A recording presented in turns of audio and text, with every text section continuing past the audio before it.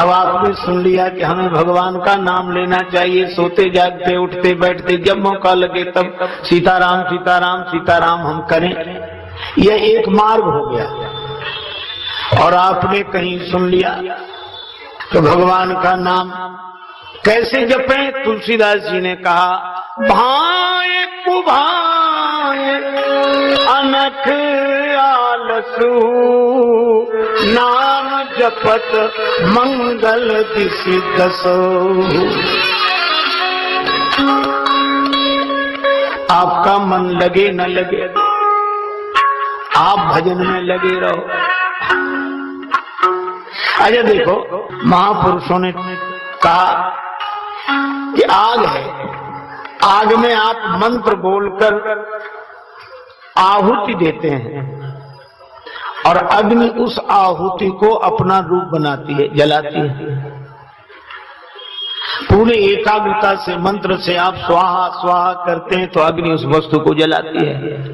अच्छा मान लो आपका मन न लगे, मंत्र भी याद ना हो, धोखे से आपका गमछा आग में गिर जाए तो आग जलाएगी कि नहीं? आग यही तो नहीं कहेगी कि तुमने मंत्र नहीं जपा, तुमने एकाग्रता से नहीं डाला, तुमने स्वाहा स्वाहा नहीं कहा, तुम नहा के नहीं बैठे। अग्नि ये सब नहीं कहेगी। अरे अग्नि का तो स्वभाव है जलाना। इसी तरह अग्नि जब आपसे एकाग्रता की आशा नहीं रखती तो भगवान का नाम भी आपसे एकाग्रता की आशा नहीं रखता। जबई नाम हृदय धरा भया पाप का नाश, जैसे चिनगी आग की परी पुराने घास। इसलिए आप तो बिना कुछ परवाह किए जप करते रहो, भजन करते रहो। अब यह आपका एक मार्ग हो गया, ठीक है? अपनी निष्ठा में दृढ़ रहो। अब आपने सुन लिया क्या? कबीरदास जी कहते हैं, माला तो कर में फिरे जीव फिरे मुख माही, मनुआ तो चौदिस फिरे यह तो सुमिरन नाही। हाथ में माला फिरे, जीव मुख में फिरती रहे, मन चारों तरफ घूमता रहे, ये कोई सुमिरन है? ये कोई जप है? अब आप माथा पकड़ के बैठ गए।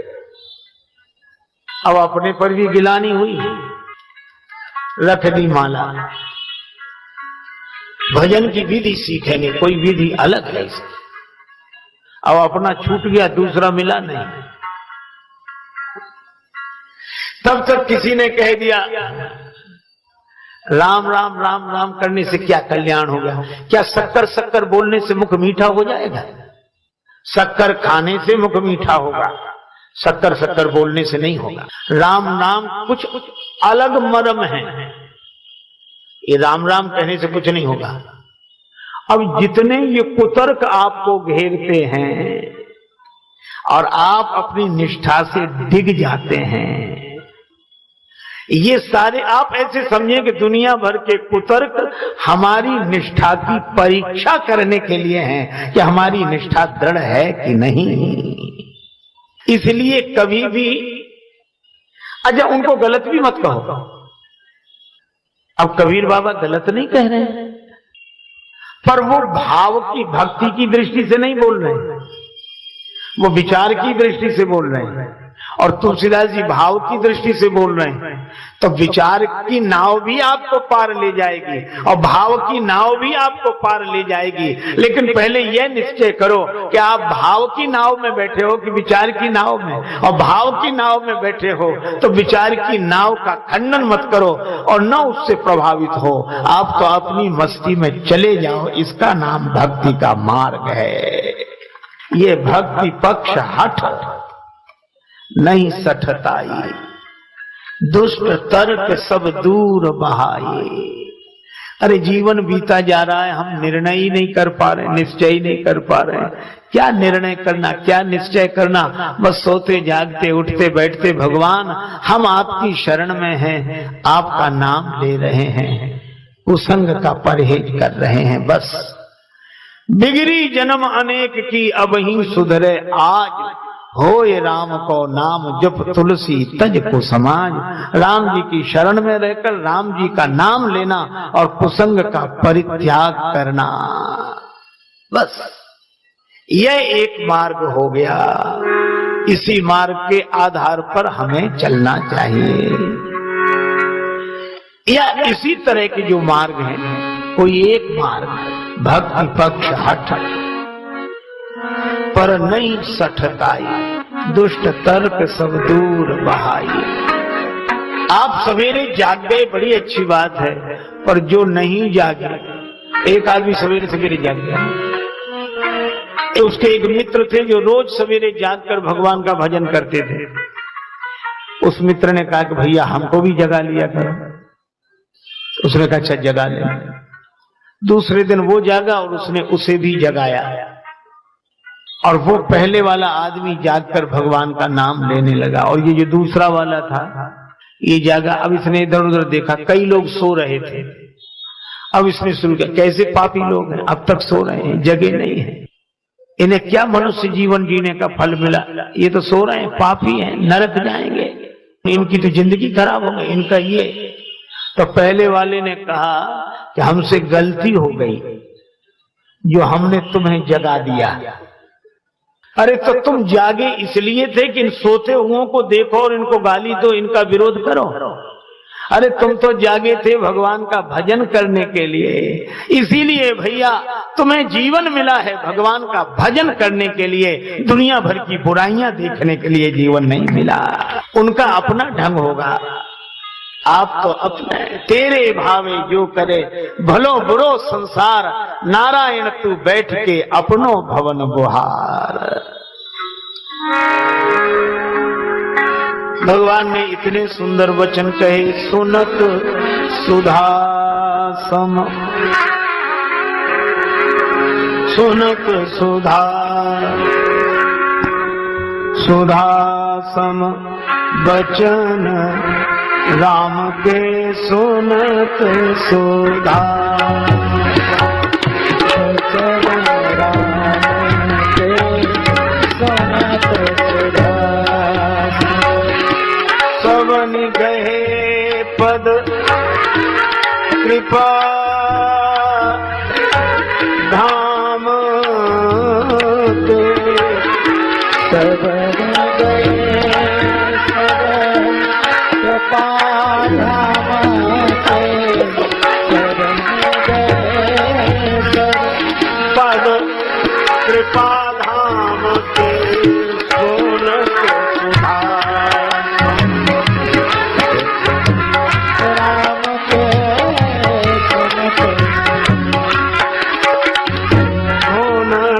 सुधा, सुनत सुधा, सुनत सुधा।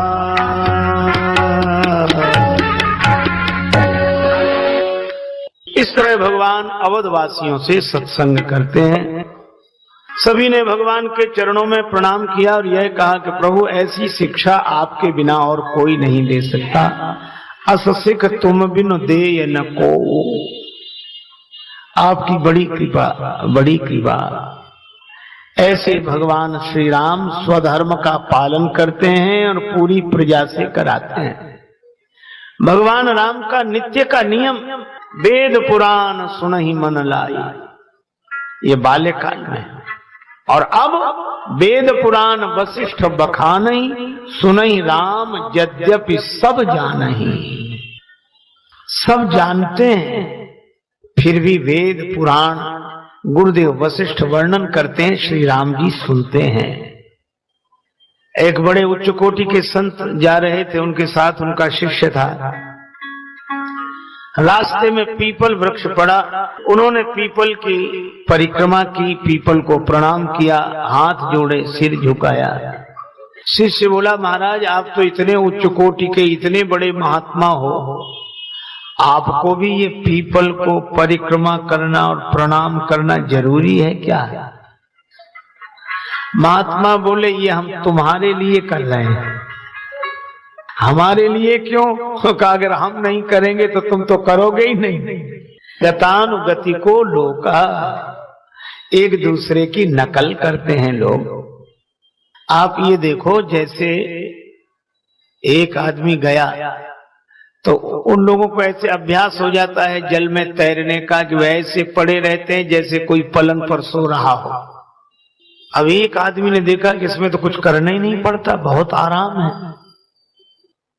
और उसकी नकल करके कोई दूसरा भी आराम करने जाए तो पूरा ही आराम मिल जाएगा कि नहीं? वो कुछ नहीं करते दिखाई दे रहा है, ये बहुत दिन करने का फल है। तो ऐसी नकल नहीं करना चाहिए। पर एक आदमी गया और पानी में उसने सोचा ऐसे हम भी लेट गया तो डुबकी लगी, और डुबकी लगी तो बड़ी तेजी से निकल कर भागा।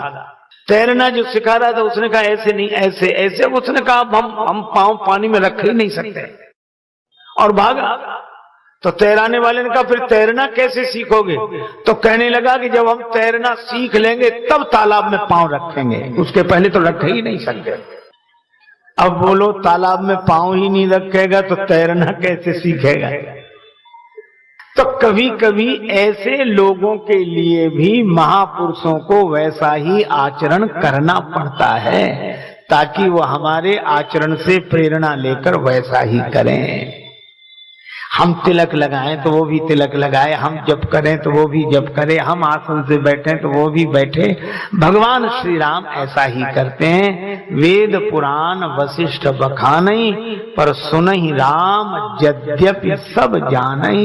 सब जानने के बाद भी राम जी सुनते हैं, क्योंकि शास्त्र सुचिंतित पुनि पुनि देखिए। शास्त्र कितना भी चिंतनीय हो, चिंतन किया जा चुका हो, तो भी बार बार देखना चाहिए। यह भगवान श्री राम की दिव्य दिनचर्या। वेद पुराण वशिष्ठ बखानई, सुनहि राम यद्यपि सब जानहि। एक दिन की बात, भगवान श्री राम अपने भवन में थे। तुलसीदास जी लिखते हैं,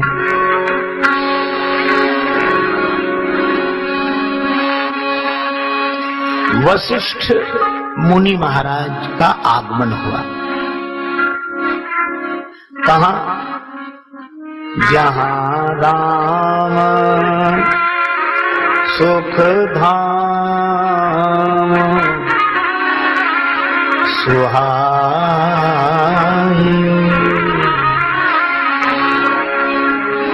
राम जी सुख के धाम है।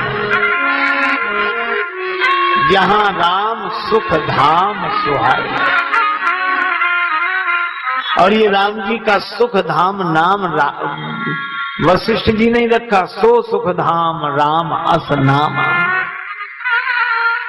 सुख धाम नाम से आरंभ और उत्तरकांड में विश्राम, जहां राम सुख धाम सुहाए। राम जी सुख के धाम है। इसका अर्थ है, मैंने कहा भी था, घर घर में बिजली होती है, लेकिन हर एक घर बिजली घर नहीं होता।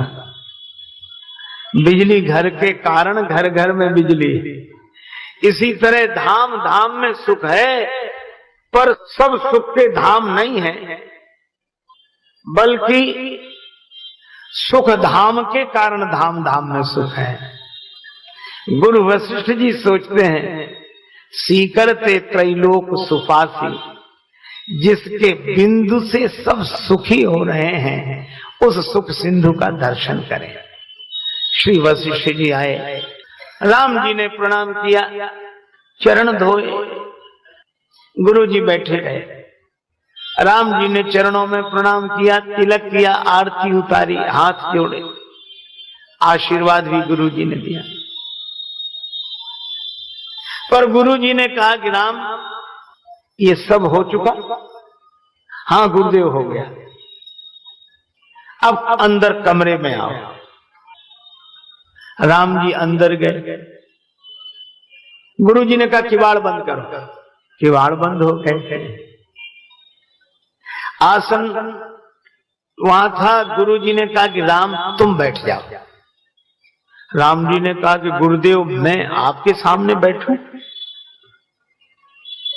वशिष्ठ जी ने कहा कि देखो, ये स्टेज का प्रोग्राम नहीं है, ये मंच का कार्यक्रम नहीं है, ये तो पर्दे के पीछे का दृश्य है।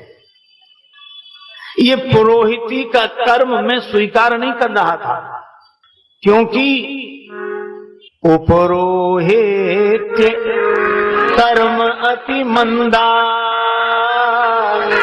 वेद पुराण स्मृति कर निंदा। बड़ा घोर कर्म है ये पौरोहित्य कर्म। अच्छा क्यों है? एक बार एक पंडित जी बैठे थे, परिवार भर ने पंडित जी को प्रणाम किया, चरण छुए। एक बेटा बैठा था, तो बुढ़िया आई, तो बुढ़िया ने 100 के 5 नोट निकाले, 500, और जो लड़का बैठा था उसके सिर पर ऐसे ऐसे किया, ऐसे सिर पर 5-7 बार ऐसे ऐसे किया, और बोले ले पंडित जी। पंडित जी ने ले तो लिए, पर ये पूछा कि मैया ये ऐसे ऐसे क्या कर रही थी, ऐसे ऐसे ऐसे, ये 5 बार ऐसे करके तूने हमें दिए, इसका क्या मतलब? बुढ़िया बोली महाराज इसका ये मतलब है कि इस लड़के की अलाय बलाय संकट पाप ताप सब तुम्हारी जुम्मे। बोलो कितना कठिन कर्म, सब स्वीकार करो।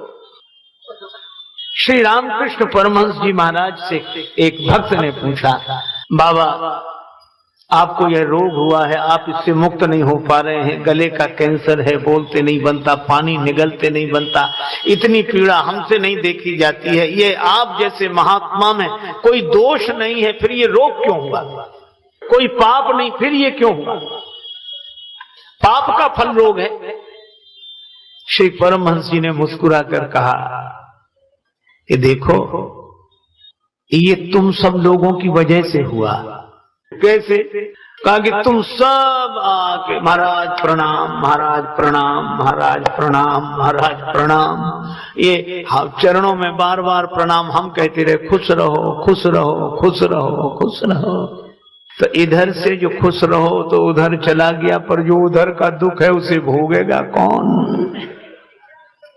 इसीलिए मैं अपना ही नहीं तुम्हारा भी भोग रहा हूं। इसीलिए तो हमारे यहाँ पुरोहित की बड़ी महिमा है, तो वो दूसरे का कर्म स्वयं स्वीकार करके भजन के द्वारा अपना मिटाए और उसका मिटाए।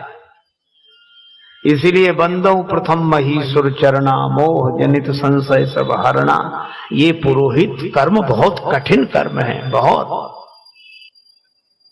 वशिष्ठ जी कहते हैं ये पौरोहित्य कर्म में स्वीकार नहीं कर रहा था, वेद पुराण स्मृति सब इसकी निंदा करते हैं।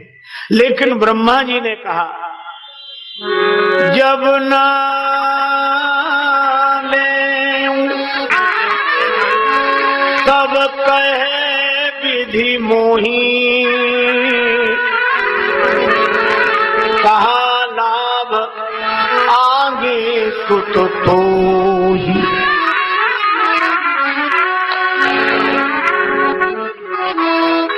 तुम जिस कुल की पुरोहिती स्वीकार कर रहे हो उसी कुल में सच्चिदानंद भगवान श्री राम प्रकट होंगे, भगवान मिलेंगे तुम्हें।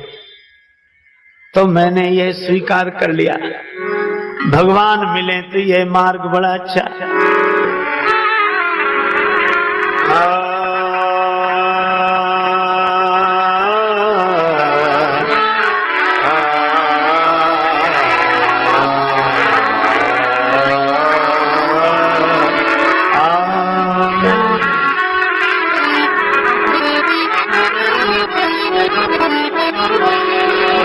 मैं प्रतीक्षा करता रहा, अनेक राजाओं का पुरोहित बना रहा, धीरे धीरे महाराज दशरथ का भी पुरोहित रहा। और एक समय आया तो सच्चिदानंद भगवान प्रकट हुए और आपके प्रकट होते ही मेरा मन आनंद से भर गया।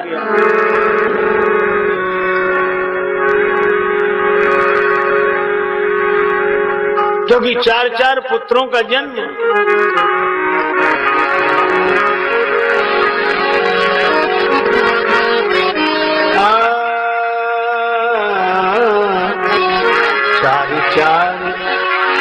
प्रगटे ललनवा भवनवा में बाजे बजनवा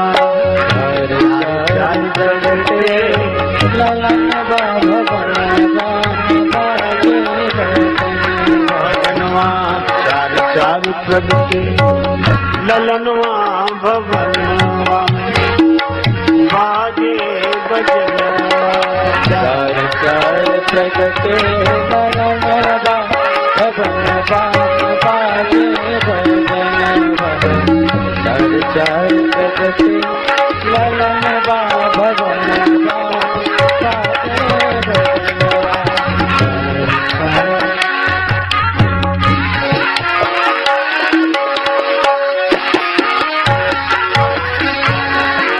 चार चार पुत्रों का जन्म हुआ और ऐसे लगा कि भगवान ही चार रूपों में आ गए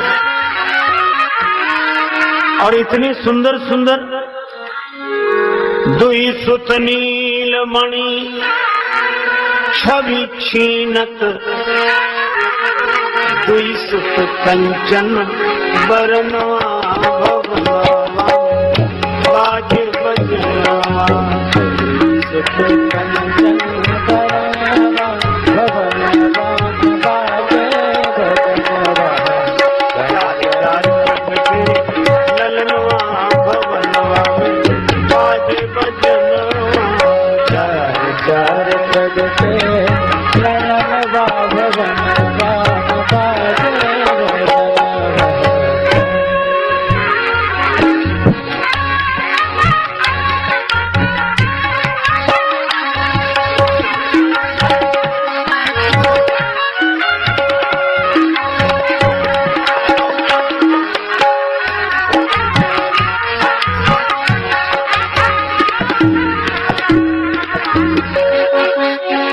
लेकिन इन चार पुत्रों का दर्शन करने बड़े बड़े लोग आए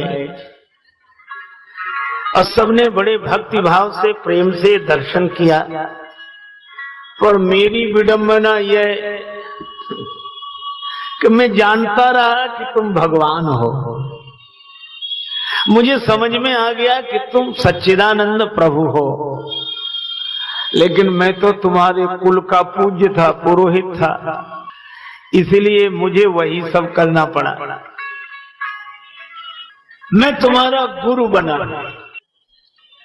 तो और सब तो तुम्हारा दर्शन करते रहे, भक्ति करते रहे, आनंद लूटते रहे, लेकिन मैं तो पहले से पुरोहित था, तो तुम्हारा भी गुरुजी बनना पड़ा और तुमसे चरण धुलाए, चरण छुलाए और जीवन भर पूजा कराता रहा। अच्छा एक बात बताओ श्री राम, क्या मैं नहीं जानता था कि तुम भगवान हो? पर यह जानने के बाद मेरा साहस को देखो कि भगवान से पूजा कराता रहा, भगवान से प्रणाम कराता रहा। तुम्हें पता है जब तुम्हारा विवाह होकर आया, मुझसे महाराज दशरथ ने कहा कि कुछ मांग लो, यद्यप सब तुम्हारा ही है, पर पुरोहित हो तो कुछ मांग लो। मैंने नेग मांग लिया, पर क्या मांगा किसी को पता नहीं लगा। तुलसीदास जी कहते हमको भी पता नहीं, नेग मांग मुनि नायक लीना, पर नेग में मांगा क्या यह पता नहीं। तुलसीदास जी बोले लेकिन जो इन्होंने नेग में मांगा होगा वह लेकर ये जाएंगे, तो ये घर क्या लेकर जा रहे हैं हम देखेंगे। तो जब वशिष्ठ जी घर जाने लगे तो देखा क्या गया, उरधरि राम ही सीय समेता हरसि कीन्ह गुरु गवन विकेता। श्री सीताराम जी को हृदय में रखकर ले गए। तुलसीदास जी बोले बस यही नेक मांगा इन्होंने, ये दो चंद बसोर मेरे, ये दो चंद बसोर मेरे, ये दो चंद और मेरे ये दो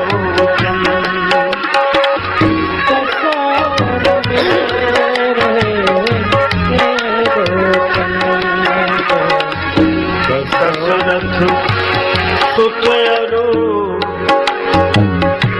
जनक नंदन अरुण कमल कर कमलन फेरे ये दो बसों मेरे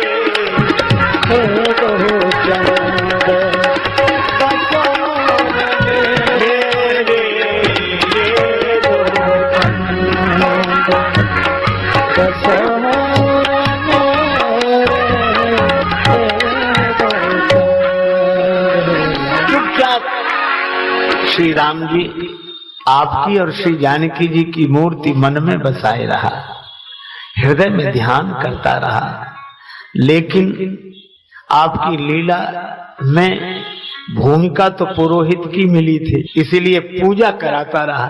आप प्रणाम करते रहे, मैं आशीर्वाद देता रहा, तो क्या मेरे इस अभिनय की सराहना नहीं करोगे?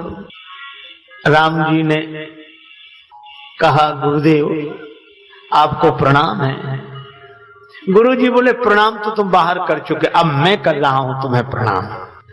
एक बार वशिष्ठ मुनि आए, जहां राम सुख धाम सुहाए। वे यही कहते हैं, हे राम, मैंने जीवन भर तुम्हारे गुरु का अभिनय किया है, तो इस अभिनय पर प्रसन्न होकर पुरस्कार में मुझे आप अपने चरणों की भक्ति प्रदान करो, यही मैं चाहता हूं। आपकी लीला में अभिनय किया है आपके गुरु जी का, और इतना साहस, तो अब आप भी कृपा करके अपने चरणों की भक्ति प्रदान करें।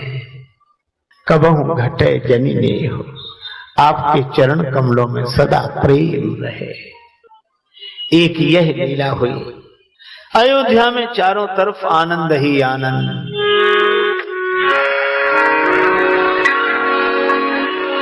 दुई सुत सुंदर सीता जाए, लव कुश वेद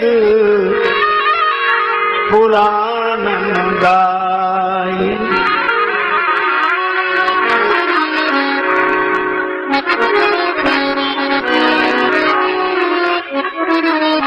श्री सीता माता के वनगमन की कथा श्री तुलसीदास जी ने लिखी नहीं है।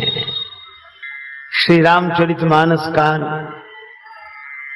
इस सत्य को स्वीकार नहीं करते हुए दिखाई देते हैं, लेकिन दूसरे का मत है तो खंडन भी नहीं किया। दो दो पुत्रों का जन्म सभी भाइयों के यहाँ हुआ, तो भाइयों का नाम है। दुई दुई सुत सब भ्रातन केरे, भय रूप बलशील धनेरे। अजब प्रायः बेटे का परिचय पिता के नाम से दिया जाता है। ये उनके पुत्र हैं, ये उनके पुत्र हैं, ये उनके पुत्र हैं। तो भाइयों के यहाँ जन्म लेने वाले पुत्रों का परिचय पिता के नाम से। दुई दुई सुत सब भ्रातन केरे। लेकिन श्री लव और श्री कुश के जन्म का वर्णन करते हुए तुलसीदास जी राम जी के नाम का उल्लेख नहीं करते। दुई सुत सुंदर सीता जाए, श्री सीता जी ने दो पुत्रों को जन्म दिया, और इसका आशय यह कि अगर बेटी माता पिता के घर हो और बेटी बेटों को जन्म दे, तो मायके वाले लोग पिता के नाम से बेटे का परिचय नहीं देते, बेटी के नाम से देते हैं कि उसके बेटे हैं। दुई सुत सुंदर सीता जाए, इस कथा को इस बहाने स्वीकार भी करते दिखाई देते हैं। और श्री सीता जी श्री वाल्मीकि जी के आश्रम में ऐसे नहीं जैसे पिता के घर बेटी का निवास होता है। पर तुलसीदास जी से विस्तार से पूछा गया कि आप और चेष्टा करके कुछ बताओ, तो तुलसीदास जी बोले, लव कुश वेद पुराणन गाए, वेद और पुराणों में इनका वर्णन है, सो आप पढ़ लेना, मैं तो बस इतना ही कहूंगा, आगे कुछ नहीं कहूंगा। क्योंकि तुलसी यदि साहस कर पाते तो पूरी धरती लिख जाती। श्री तुलसीदास जी महाराज कहते हैं, हमारे राम जी और श्री जानकी जी श्री अवध में हैं, सिंहासनासीन हैं, वे हमारे राजा हैं, वे हमारी महारानी हैं और हम उनके हैं, और श्री अवध में आनंद ही आनंद, आनंद ही आनंद, आनंद ही आनंद है। लेकिन भैया एक कवि ने बड़ी अच्छी बात कही।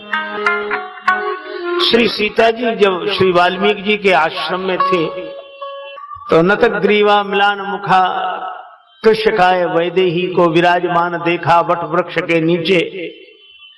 तो कुछ ग्राम में ललनाओं ने उन्हें पहचानना चाहा। कुछ देवियों ने कहा कि यह तो श्री सीता जी हैं, अपने पति और देवर के साथ इसी मार्ग से वन में गई थी, तो क्या इस बेचारी का वनवास अब तक पूरा नहीं हुआ? श्री सीता जी ने अपनी कथा सुनाई तो एक देवी ने कहा, कैसे के याद करी दुनिया जब राम ही लोक की लीक मिटैले। श्री सीता जी ने कहा, उन्होंने राजा के धर्म का निर्वाह किया है, का राजस धर्म निभैले भले रचिको नहीं दंपति प्रेम निभैले। दाम्पत्य प्रेम का निर्वाह नहीं हुआ, संग रहे सुख में दुख में पति और पत्नी अस वेद बतैले। तो गड़बड़ी कहां हुई? उन देवियों ने कहा कि ओ बन गईले, वनवास राम जी का हुआ था, तुम्हारा नहीं, तुम उनके वनवास में शामिल हो गए। ओ बन गईले तो तू बन गईलू, और तू बन आईलू वो काहे ना आईले। उनके वनवास में आप तो सम्मिलित हो गई, आपके वनवास में वो क्यों नहीं सम्मिलित हुए? श्री सीता जी ने कान पर हाथ रख लिया, मैं कुछ नहीं सुन सकते। उन ग्राम में ललनाओं ने कहा कि महर्षि वाल्मीकि जी फैसला करेंगे।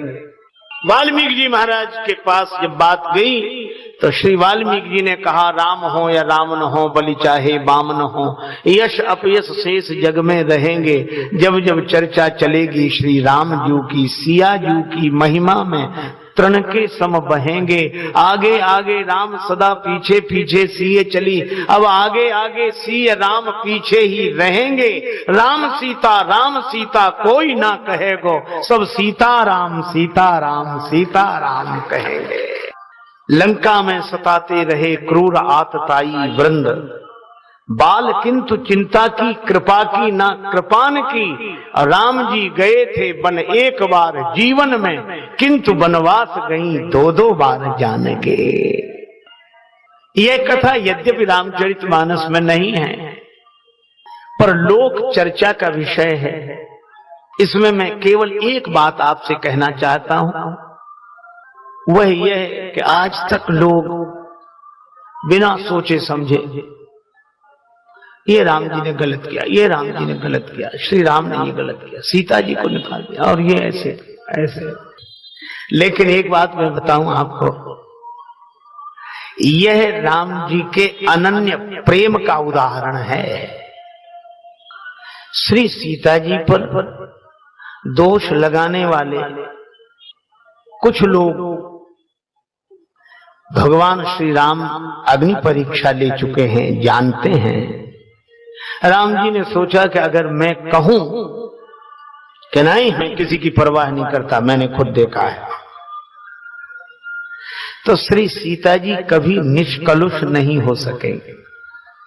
लोग यही कहते रहेंगे, वो तो बड़े घरों की बात है, राजाओं की बात है, वो तो बात को वहीं दबा दिया, फिर हल्ला ही नहीं मचने दिया और चर्चा नहीं कर, और उनको डांट दिया और ऐसे कर दिया। तो श्री सीता जी जनमानस में समुज्वल पक्ष उनके चरित्र का नहीं रहेगा। तो राम जी ने सोचा एक काम करें, क्या ये कलंक चाहे मुझे लग जाए, पर श्री सीता जी निष्कलुष हो जाएं। और सीता जी का त्याग किया तो सारी दुनिया कहने लगी सीता जी परम पवित्र, राम जी की गलती, राम जी की गलती, राम जी की गलती। और राम जी ये सुनकर बड़े प्रसन्न होते हैं कि मुझे भले ही कलंक मिले पर श्री सीता जी की निर्दोषिता सर्वत्र साबित हो जाए। ये राम जी के प्रेम का अद्भुत उदाहरण है। और यह प्रेम का उदाहरण यही नहीं, कई जगह आप देखेंगे। वन में गए तो श्री सीता जी थक गई। पुरते निकसी रघुवीर बधु धरि धीर दये, मग में डग द्वय झलकी भरी भाल कनी, जलकी पुट सूख गए मधुरा धरवय।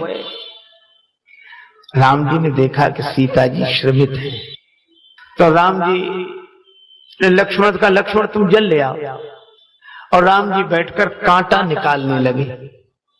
अब अपने चरण में कोई कांटा लगा हो तो देर तक थोड़ा ही निकालेगा, कांटे को तो जितनी जल्दी निकालने उतनी पीड़ा कम होगी।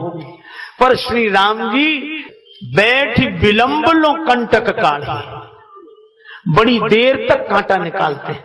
क्यों? इसलिए कि कांटा जल्दी निकल जाएगा तो श्री सीता जी कहेंगे कि चलो, और कांटा जितनी देर तक नहीं निकलेगा उतनी देर तक श्री सीता जी को विश्राम मिल जाएगा। तुलसी रघुवीर प्रिया श्रम जानिके, बैठ विलंब लो कंटक काढ़े। जहां प्रेम का ऐसा अद्भुत उदाहरण हो, वहां क्या श्री राम जी के बारे में ऐसा कुछ सोचा भी जा सकता है?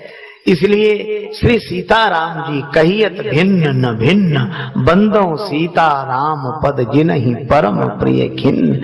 ऐसा परम प्रेम, परम स्नेह। इसलिए मैंने शुरू में ही कहा भक्ति पक्ष हट नहीं सठताई, दूसरी कथाओं का विरोध नहीं। पर हमारे श्री सीताराम जी तो वन से आकर भवन में हैं, और जब से भवन में हैं तब से आज तक कनक भवन में हैं। भगवान यही है, यही है।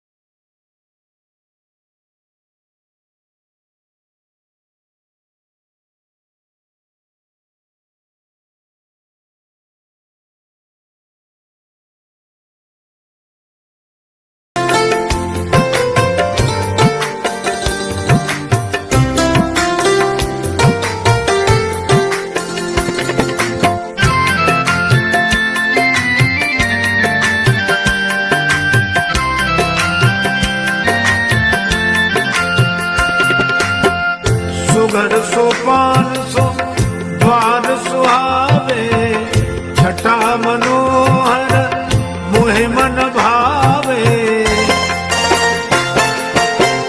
सुघर सोपान सो द्वार सुहावे, छटा मनोहर मोहे मन भावे। सुंदर शोभा साजे पड़े रहो, कनक भवन दरवाजे पड़े रहो। जहाँ सिया राम जी विराजे पड़े रहो।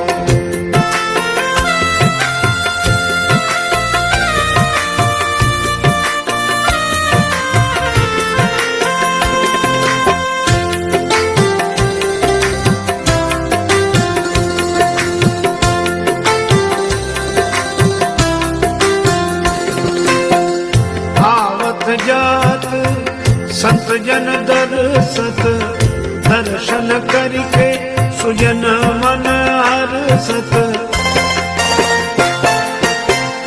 आवत जात संत जन दर्शत, दर्शन करके सुजन मन हरसत देखत कली मन भाजे पड़े रहो कनक भवन दरवाजे पड़े रहो जहाँ सिया राम जी विराजे पड़े रहो।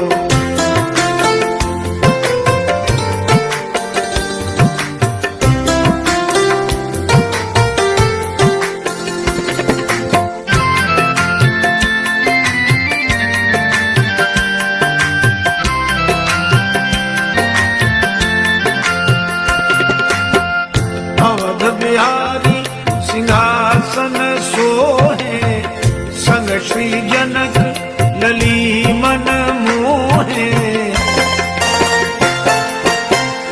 अवध बिहारी सिंहासन सोहे संग श्री जनक लली मन मोहे। अति अनुपम छवि छाजे पड़े रहो कनक भवन दरवाजे पड़े रहो जहाँ सिया राम जी विराजे पड़े रहो।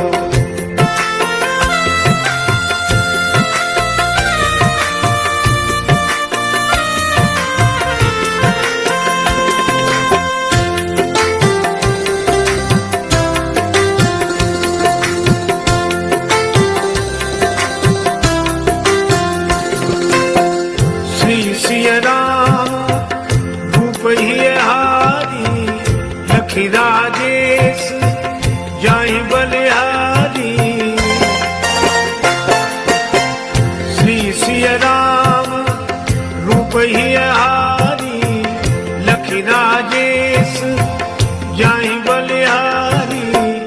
कोटि काम रति लाजे पड़े रहो कनक भवन दरवाजे पड़े रहो जहाँ सिया राम जी विराजे पड़े रहो कनक भवन दरवाजे पड़े रहो जहाँ सिया राम जी विराजे पड़े रहो कनक भवन दरवाजे पड़े रहो।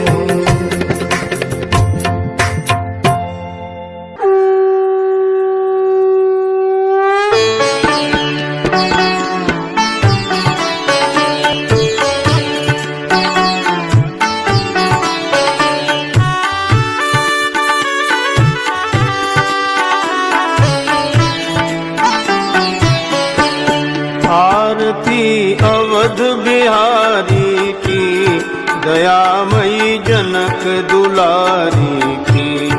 आरती अवध बिहारी की दयामयी जनक दुलारी की।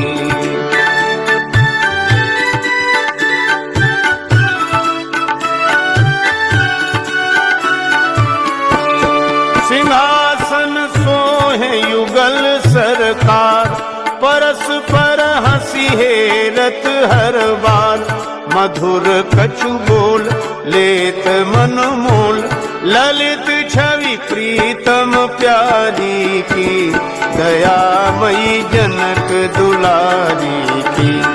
आरती अवध बिहारी की दयामयी जनक दुलारी की।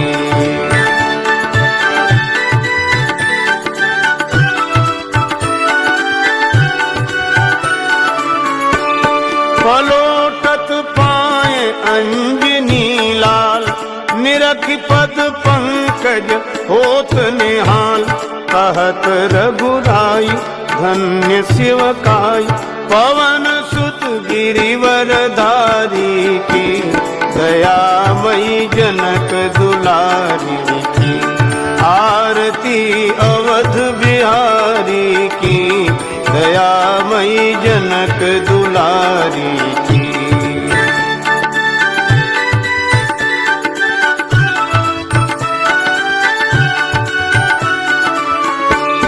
भरत जूठाले भाव विभोर लखन रिपु दमन लाल कर जोर।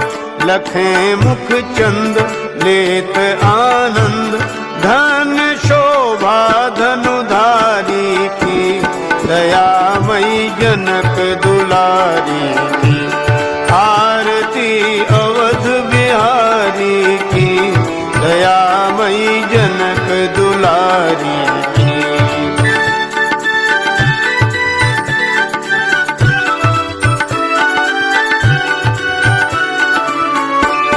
आरती जो कोई जन गावे, प्रभो पद प्रेम अवश्य पावे। शरण राजेश द्रवे अवधेश, बोलिए जय भयहारी की, दयामयी जनक दुलारी की, आरती अवध बिहारी की, दयामयी जनक दुलारी की, आरती अवध बिहारी की, दयामयी जनक दुलारी की, दयामयी जनक दुलारी की, दयामयी जनक दुलारी की।